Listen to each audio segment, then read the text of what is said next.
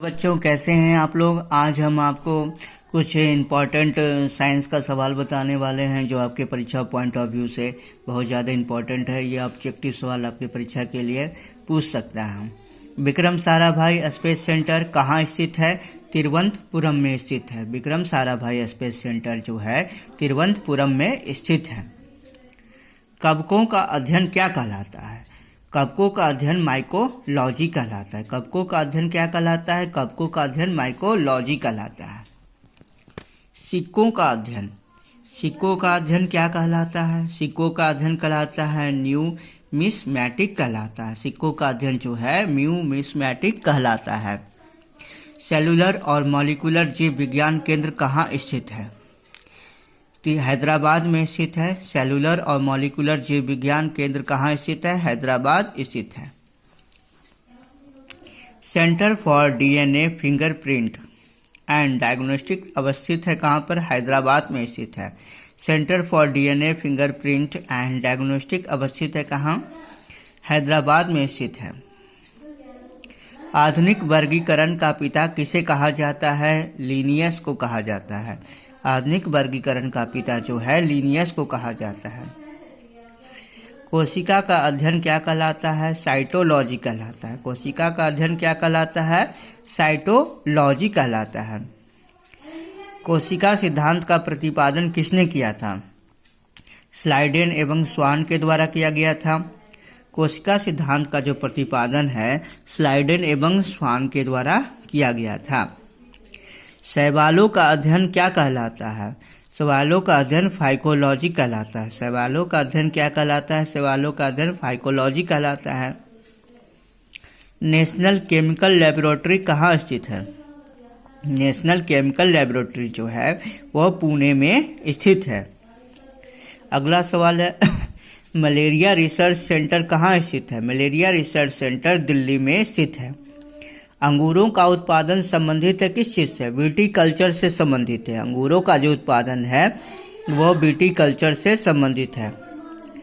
नेत्र रोग का चिकित्सक कहलाता क्या? नेत्र रोग का चिकित्सक क्या कहलाता है? ऑन्थोमोलॉजिस्ट कहलाता है। नेत्र रोग का जो चिकित्सक है ऑन्थोमोलॉजिस्ट कहलाता है। नेत्र रोग का चिकित्सक क्या कहलाते हैं?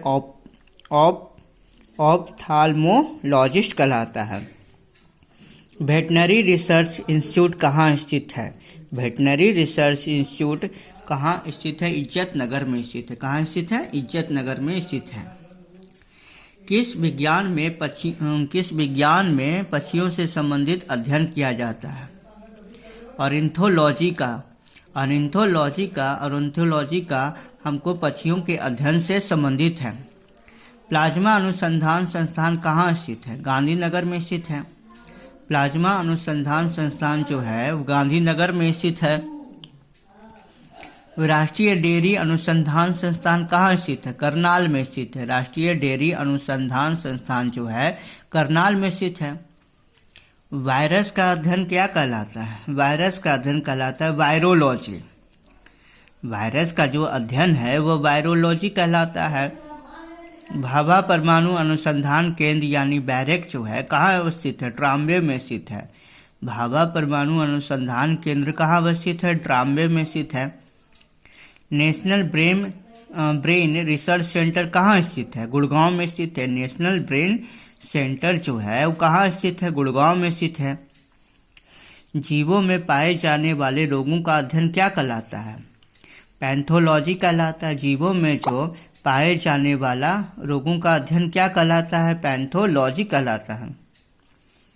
कीटों से संबंधित विज्ञान की शाखा कहलाती है क्या? इंटेमोलॉजी कहलाती है। कीटों से संबंधित विज्ञान की शाखा क्या कहलाती है? इंटोमोलॉजी कहलाती है। जीव विज्ञान शब्द का प्रयोग सर्वप्रथम किसने किया था? लेमार्क एवं ट्रेविरेनस ने किया था। जीव विज्ञान शब्द का प्रयोग सर्वप्रथम किसने किया था? लेमार्क एवं ट्रेविरेनस के द्वारा किया गया था। चिकित्सा शास्त्र का जनक किसे कहा जाता है? हिप्पोक्रेटस को कहा जाता है। चिकित्सा शास्त्र का जनक किसे कहा जाता है? हिप्पोक्रेटस को कहा जाता है।